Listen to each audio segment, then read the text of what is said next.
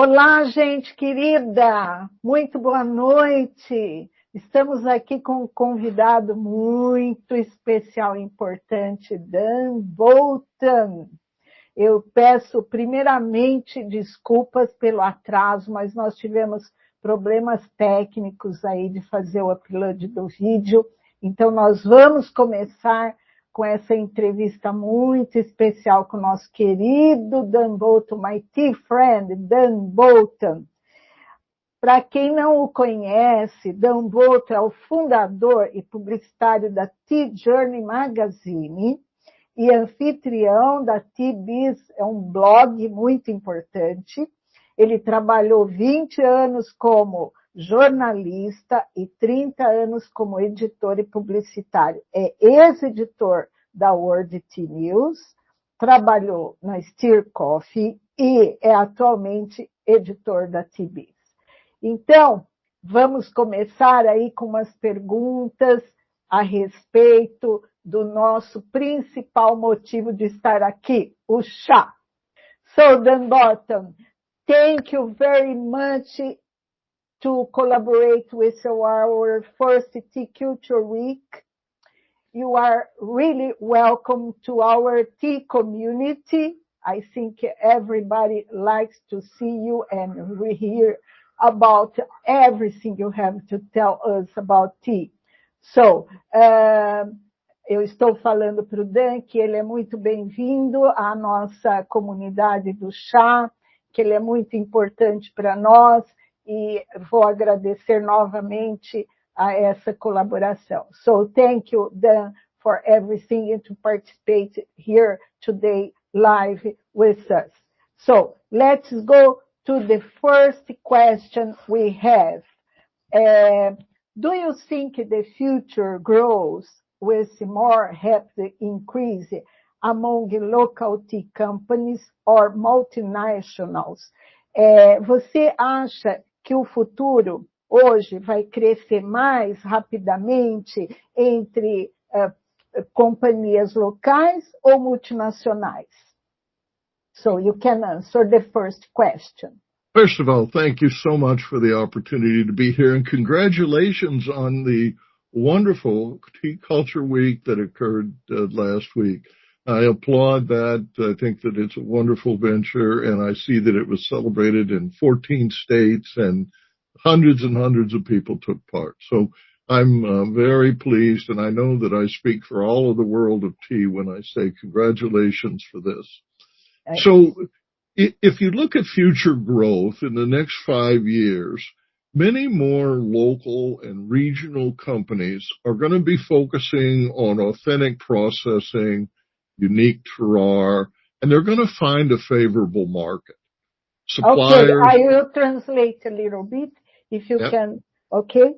Ele está dizendo que nos próximos 5 anos, muito mais empresas locais e regionais, com foco no processamento autêntico e terroir exclusivo, encontrarão um mercado favorável. Okay, you can continue.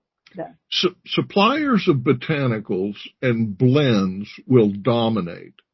The low-price tea that is marketed as sustainable, energy-efficient, and climate-friendly will remain an important product for multinationals. But the mass market demands consistency and discourages innovation. So, os fornecedores de botânicos e misturas, eles vão ser parte dominante do mercado. O chá de baixo preço será comercializado como sustentável, energicamente eficiente, amigo do clima, mas o mercado de massa, ele exige uma consistência e desencoraja a inovação. A conveniência impulsionará as vendas. Convenience will drive sales. Green tea will continue to grow in volume outside of China, but black tea will continue to dominate the export markets. Consumers will begin experimenting with original blends and botanicals but they'll also purchase more classic teas from overseas to consume locally. Teas like Japanese matcha and sencha, Chinese longjing and Fujian oolongs, and Nepalese black teas. So, como eu disse, a conveniência impulsionará as vendas, o chá verde continuará a crescer em volume fora da China, mas o chá preto continuará a dominar os mercados de exportação. Os consumidores experimentarão misturas e produtos botânicos originais e comprarão mais chás clássicos do exterior, como os japoneses matcha, sencha, os chineses longjing, fujian, oolongs e os chás pretos do Nepal. There will be a big demand for whole leaf and broken pekoe souchong orthodox, but it's troubling that the producers' profits on these grades is very small. So, nos tempos, existe uma grande demanda pela folha inteira e os pecóis souchong quebrado ortodoxo, mas a recuperação dos produtores desse graus é muito pequena. In modern times, 90% of the revenue from tea is earned locally. It's shared mainly in tea-producing countries. Multinationals only generate about 10% of global revenue. Europe, where Ekaterra, which owns Lipton, Unilever, which owns Tazo, Nestle, which owns Nestea, is a market of billion-dollar brands. But the billions of tea drinkers worldwide prefer to buy from smaller companies with the unique tastes of the tea lands. So, nos tempos modernos, 90% da receita do chá é obtida localmente, principalmente nos países produtores de chá. As multinacionais geram apenas 10% da receita global. A Europa, a Ekaterra, Lipton, Unilever, que é a Tazo, a Nestlé, Nestea, é um mercado de marcas de bilhões de dólares, mas bilhões de bebedores de chá em todo o mundo preferem os sabores únicos do chá. Então, agora a segunda pergunta.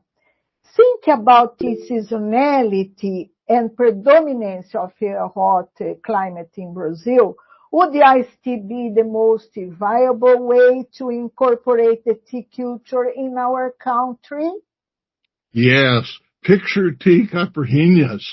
Picture a tea that's refreshing and fruitful and delightful to taste and is healthy and low sugar.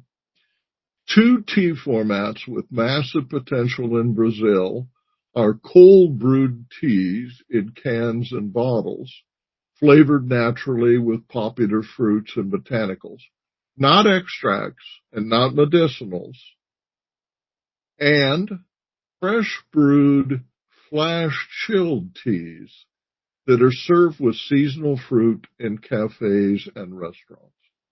São dois formatos de chá com enorme potencial no Brasil que a gente vê que acontece já. São os chás frios em latas e os engarrafados, aromatizados naturalmente, com frutas e vegetais. Não extratos e nem medicinais. E também os chás frescos e refrigerados servidos com frutas de estação em cafés e restaurantes. Cold brewed tea reduces astringency and is considered a handmade premium price beverage. In addition, fresh brewed flash chilled tea, which relies on double strength brew poured over a column of ice, which then dilutes the tea, and garnished with seasonal fruit, not concentrates, served with low sugar in a clear glass, can be priced like a fruity caipirinha. Yes. I love when you say caipirinha. O chá frio reduz a adstringência e é considerado uma bebida feita artesanalmente e com preço premium, ou seja, superior. Além disso, o chá fresco e resfriado, o chá mais forte, derramado sobre uma coluna de gelo, ou seja, quando a gente prepara com gelo, ele é guarnecido com frutas da estação, não concentrado, e servido num copo transparente, e pode ter o preço de uma caipirinha frutada. Ready-to-drink tea is a $30 billion segment that is growing at 5.5% per year globally and will reach $40 billion US. That's 203 trillion Brazilian reals by 2027. Os chás prontos para beber, que são ready to drink, é um segmento de 30 bilhões, aliás, que cresce 5,5% ao ano globalmente para 40 bilhões, ou seja, em reais, 203 trilhões até 2027. Essa pesquisa pela Allied Market. So here's a problem to consider.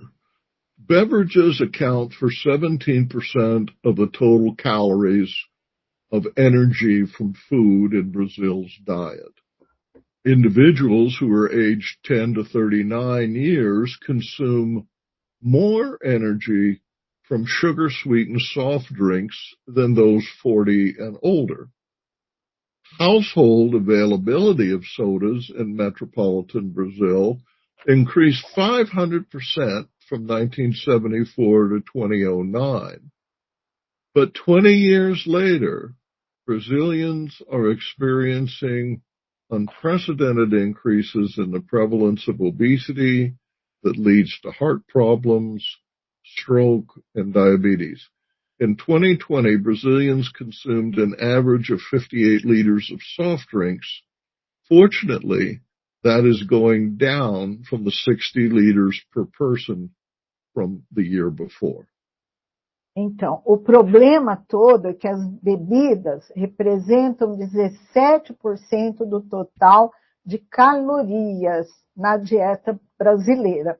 Indivíduos de 10 a 39 anos consomem mais energia em refrigerantes açucarados do que aqueles com mais de 40 anos. A disponibilidade domiciliar de refrigerantes no Brasil aumentou 500% entre 1974 a 2009. 20 anos depois, os brasileiros estão experimentando um aumento sem precedente na prevalência de obesidade, levando a problemas cardíacos, derrame, diabetes. Em 2020, os brasileiros consumiram, em média, 58 litros de refrigerantes abaixo dos 60 litros por pessoa. So the solution is drinking tea. Drinking tea is a healthier alternative that displaces the consumption of soft drinks and provides superior energy, which is alertness from the L-theanine and caffeine. Tea enhances the well-being of those who drink several cups each day. It inspires a process of discovery among tea imbibers. It cultivates a deep appreciation for the growing, crafting, and preparation of great-tasting tea. If you find your favorite tea, it will lead to a daily ritual and, in time, a healthy lifelong habit. So, o que a gente sempre está falando, o hábito, né? Então, beber chá é uma alternativa mais saudável que desloca o consumo de refrigerantes e fornece uma energia superior. Um alerta à L-theanina e cafeína. O chá aumenta o bem-estar de quem bebe várias xícaras diariamente, inspira um processo de descoberta entre os consumidores, cultivando uma apreciação pelo cultivo, elaboração, preparação de chá de excelente sabor. Tudo isso é conhecimento que a gente fez agora na primeira semana. Encontrar o seu chá favorito leva a um ritual diário e, com o tempo, a um hábito saudável para toda a vida. Alguma questão? Já podemos perguntar? Vamos, então, para a terceira questão. Dan, how is the importance training study in team marketing for those who want to work in this business? O quanto é importante treinar e estudar sobre o mercado de chá para aqueles que estão querendo trabalhar neste negócio? It's absolutely critical. Tea merchants and sommeliers add value from their knowledge by sharing information about tea. And premium priced teas earn higher sums when they're sold with authentic storytelling as the direct marketing approach. Well-worn tales of legends and myths are no longer compelling. Tasting notes are not sufficient. Tea grown in a unique terroir requires a thoughtful explanation of the tea maker's process. Teas sold as fresh and seasonal require a thoughtful description of cultivation and the supply chain. Teas sold to enhance well-being require a thoughtful explanation of health properties and science-based research. Então, os comerciantes de chá e sommeliers agregam valor quando eles informam tudo isso sobre o chá, sobre os preços, ganham somas mais altas quando vendidos com narrativa autêntica, precisa ser abordagem de marketing direto. Lendas, mitos que são contados não são convincentes. As notas de degustação não são suficientes. Os chás cultivados em um terroir único, exigem uma explicação cuidadosa do processo do fabricante dos chás. Os chás vendidos como frescos e sazonais exigem uma descrição cuidadosa do cultivo e da cadeia de suprimentos. Os chás vendidos para melhorar o bem-estar exigem uma explicação cuidadosa das propriedades de saúde e pesquisas baseadas na ciência. So, Dan, we have another question, but I think it's time to ask if someone like to make questions after this explanation for these three questions. So, pessoal, se vocês tiverem alguma pergunta para o Dan, pode fazê-lo agora, eu acho, né, Yuri? Não sei ainda, mas se vocês quiserem. Ok. They are sending hearts and hearts for us. So, my heart. My heart. I send my heart back. Yeah, hearts and hearts. So you are so nice, and it's so nice to receive you. And I would like to make our private question that you did here. What is the difference in the premium teas and commodities? That always people ask me this question too.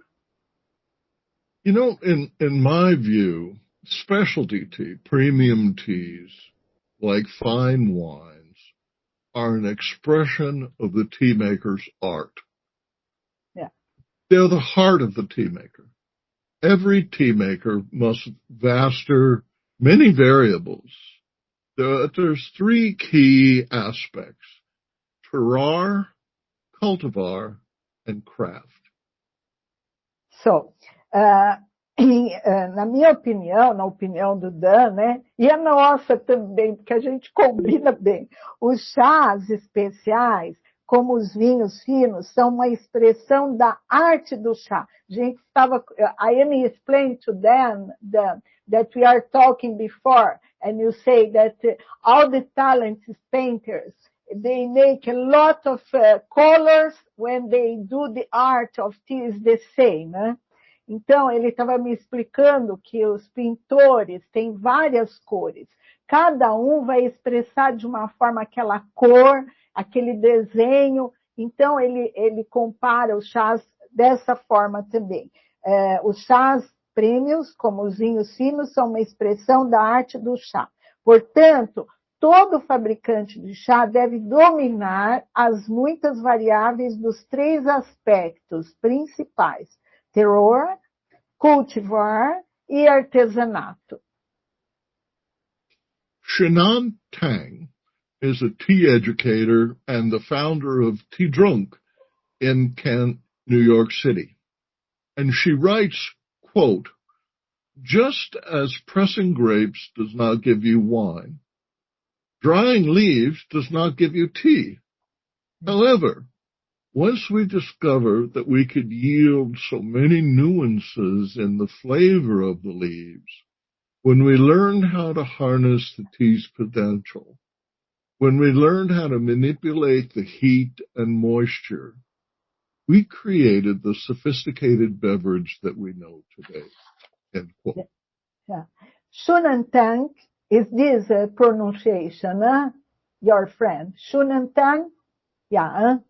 Shunan Tang é um amigo do Dan, é um educador de chá e fundador da Tea Drunk em Nova York, e escreve que, assim como o personagem de uvas, ou a prensagem, aliás, a prensagem de uvas não produz vinho, a secagem das folhas não produz chá. Entretanto, uma vez que descobrimos que poderíamos produzir tantas nuances no sabor de chá, nós aprendemos a aproveitar o potencial do chá. Ao manipular o calor, a umidade, nós criamos a bebida sofisticada que conhecemos hoje. Here's how she describes the process. First, terroir is soil plus climate. Tea is a product of location. Since no two places are the same, authentic tea must be grown in the region historically known for that variety of tea. So, ela, a amiga Shunan Tang, ela explica que esse processo engloba várias etapas: terroir, solo, clima. O chá é um produto da localização. Como não há 2 lugares iguais, o chá autêntico deve ser cultivado na região historicamente conhecida por essa variedade específica do chá. The second consideration is varietal. It's the plant plus the provenance. It's tea harvesting and processing techniques. It's the results of centuries of refinement in horticulture. Authentic tea must be harvested at the appropriate time and handcrafted with utmost care. So, vou resumir. A variedade é a planta mais a proveniência. Variedades nativas ou de heritage, de herança, são necessárias para produzir um chá valioso, um chá autêntico. A idade da árvore importa e muito.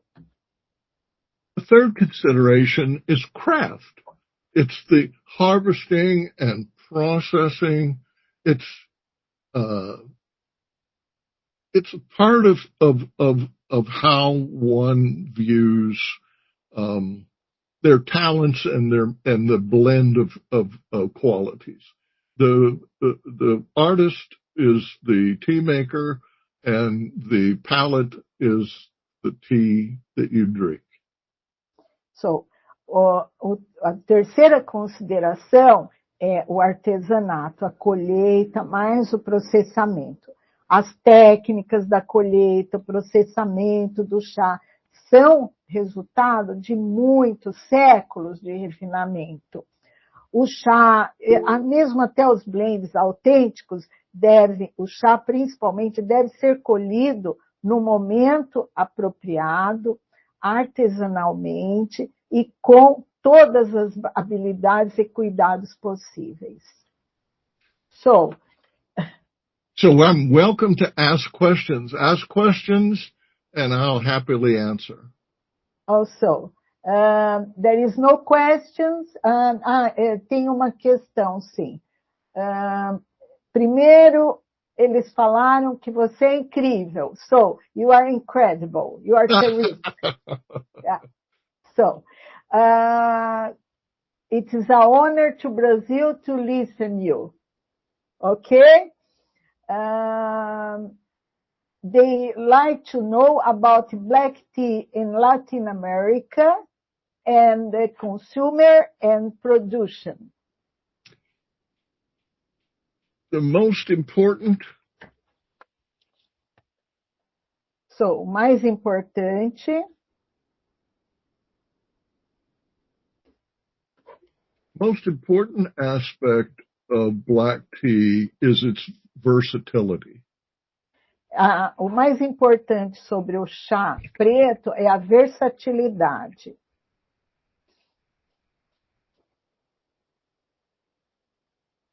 Ok, já traduzi.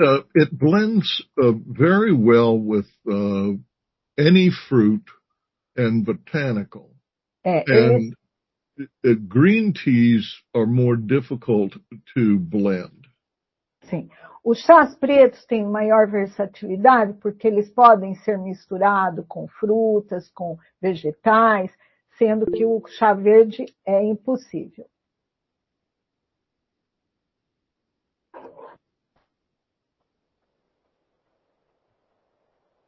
Green tea doesn't work well with, it works well with flowers, but it doesn't work well with roots and bark and,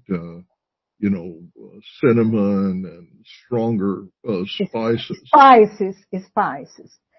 Green tea, chá verde, ele vai bem com flores e algumas outras ervas, mas nunca com especiarias e outros produtos vegetais. Tem que ser bem escolhidos. The trend in black tea is from what we call dust, small particles, to what we call broken leaf. Broken leaf, dust. Which is larger leaves. What you say, that black tea or green tea? Black tea. Yeah, black the trend in black teas is from... CTC, like CTC. Right. It can still be in tea bags. It can still be in small sachets, but it's a larger particle. It's what they call BPOE, or broken pico. Okay. A larger, better tasting tea. Ele fala que os chás pretos que estão nos sachês, os bopes quebrados, né? Eles têm um sabor mais autêntico quando são feitos em largas folhas, muito mais fortes, né? São mais fortes, que ele quer dizer. So, when you make iced tea, it's best to have a strong, brisk flavor.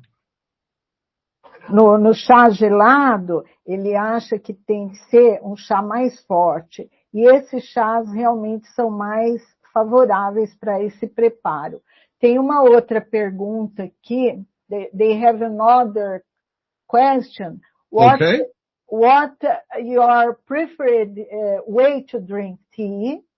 And if you have a ceremonial, personal ceremony for you when you do this moment, when you drink your tea? I drink tea throughout the day. Ele toma chá durante todo o dia. But I drink different kinds of teas at different times of day. Ele toma diferentes chás em diferentes tempos do dia. Por exemplo, de manhã, in the morning, in the afternoon, and during the night. That's right. I seek energy in the morning. Ok, então, often, black tea in the morning. Right.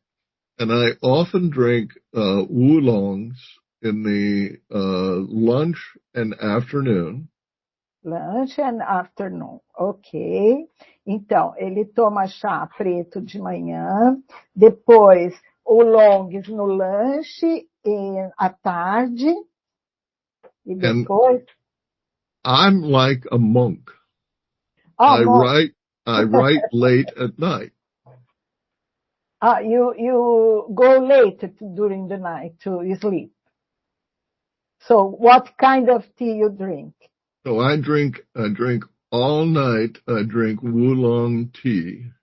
Oh, all night. Ele toma a noite toda, ele vai dormir tarde, eu já vi, porque a gente às vezes conversa, já é bem tarde.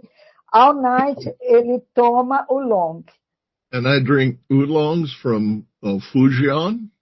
From Fujian, de Fujian. And I drink oolongs from Taiwan. De Taiwan. Okay. And I am drinking Darjeeling, which is a type of oolong. What Darjeeling you drink? From what state? People call Darjeeling a black tea, but it's made like an oolong. Okay, but can you tell us what type of Darjeeling, the name? Yes, one that's very lovely is Dorje, D-O-R-J-E. D-O-R-J-E, Dorje. Yep. Another one is Glenburn.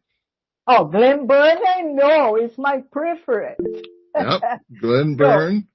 So, yeah. And I know many gardens up there, but those are two that are good teas. Okay. So, ele toma Darjeeling durante a noite, de Dorje, eu não conheço esse, e Glenburn, que é um dos meus preferidos. By the way, Darjeeling is my preferred tea, my first love, and still my love. I often drink it in the morning. That's a morning tea. But I also drink a tea called rock cha. Rock cha? Rock cha, which people call rock tea. And, rock tea. Rock tea is from Fujian.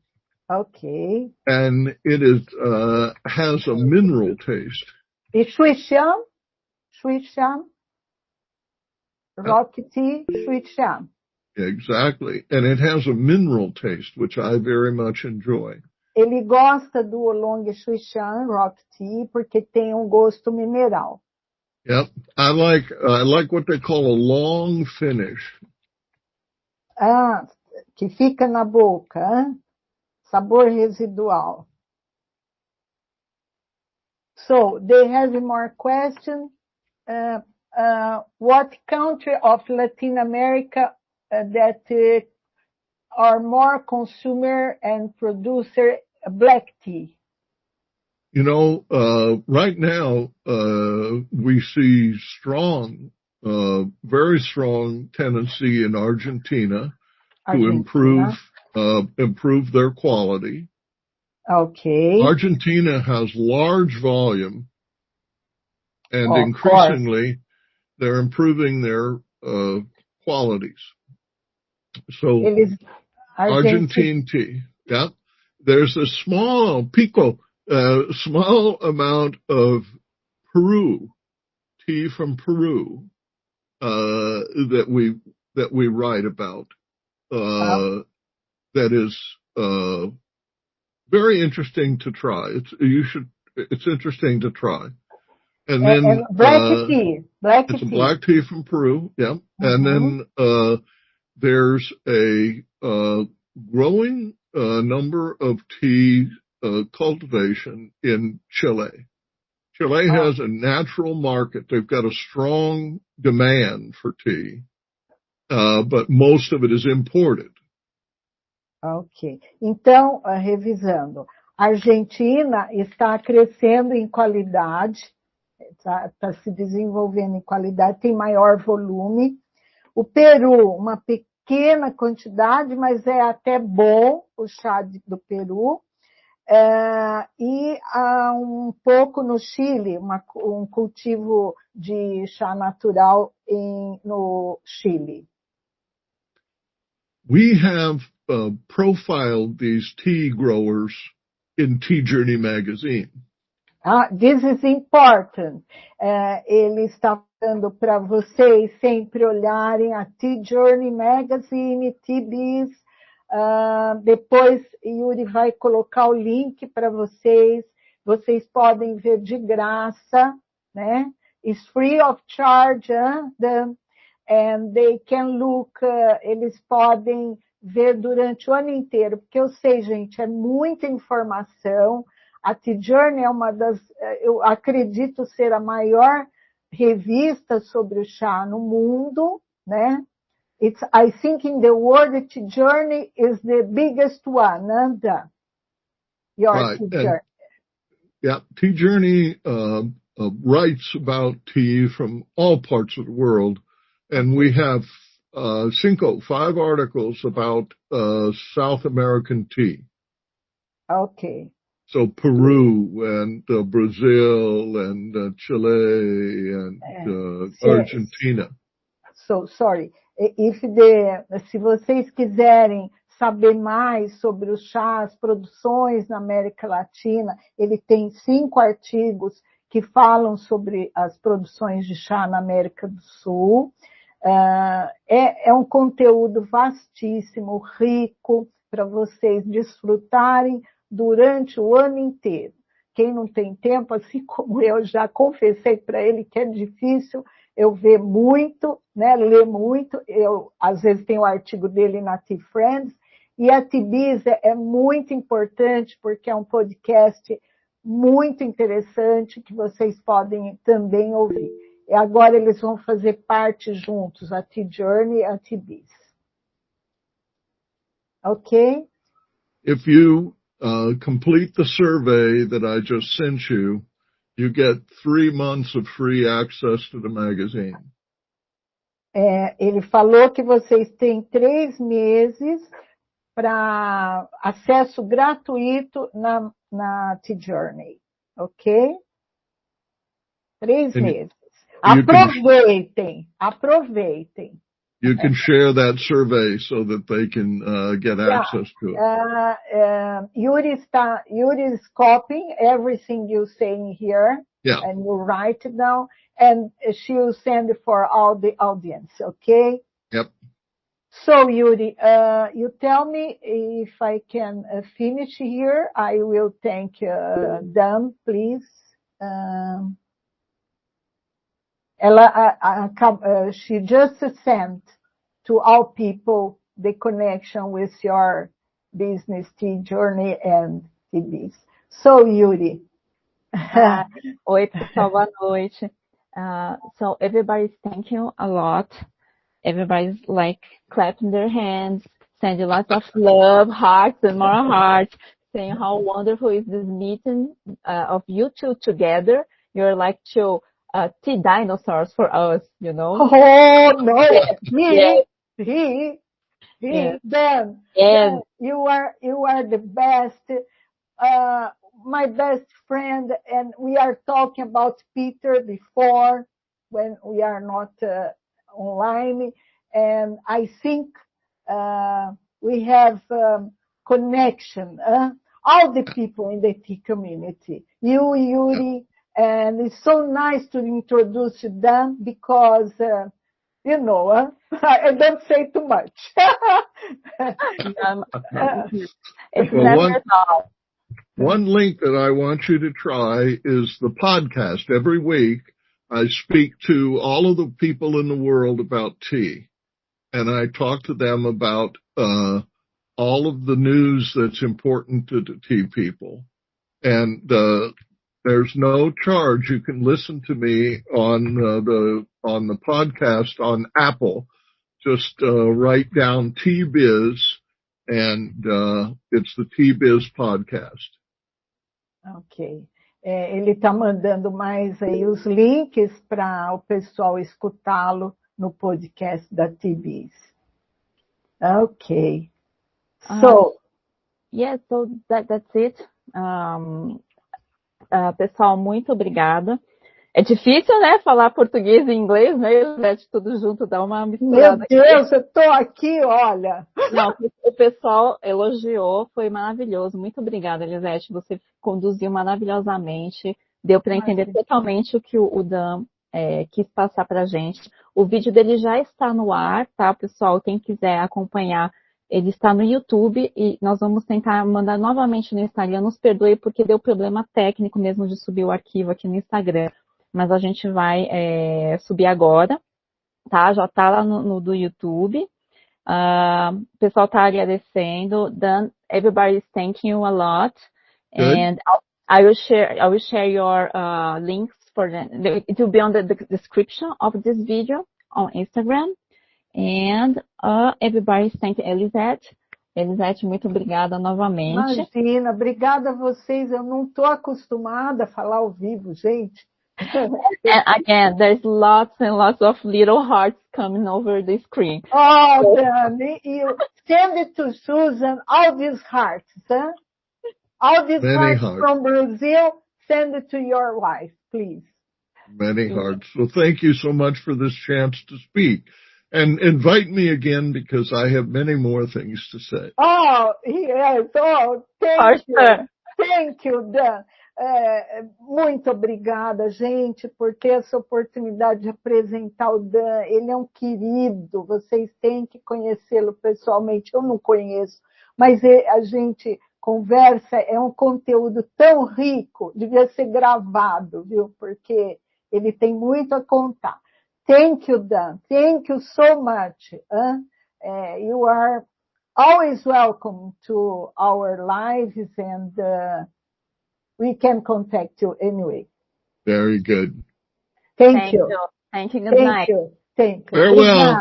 Obrigada, Farewell, everyone. gente. Obrigada. Tchau, Yuri. Obrigada. Tchau.